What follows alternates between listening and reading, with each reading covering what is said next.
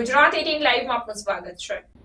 ફતેગંજ વિસ્તારમાં ભવ્ય તુલસી વિવાહ વરઘોડું કાઢવામાં આવ્યું। વડોદરા શહેરમાં દેવ ઉઠી 11 અનેક વિસ્તારમાં તુલસી વિવાહનો વરઘોડો નીકળતો હોય છે, ત્યારે ફતેગંજ વિસ્તારમાં છેલ્લા ઘણા વર્ષોથી હિન્દુ મહાજન કેમ્પ મંડળ દ્વારા વરઘોડાનું સુંદર આયોજન કરવામાં આવતું હોય છે, ત્યારે આ વર્ષે ફતેગંજ વિસ્તારના તમામ ગણેશ મંડળો દ્વારા વરઘોડાનું સુંદર આયોજન કરવામાં આવ્યું અને મોટી સંખ્યામાં ફતેગંજ વિસ્તારના રહેવાસીઓ ઉપસ્થિત રહ્યા, સાથે જ વેશભૂષા તેમજ ડીજેના તાલે ભગવાનની ધૂનમાં સૌ કોઈ ઝૂમી ઉઠ્યા।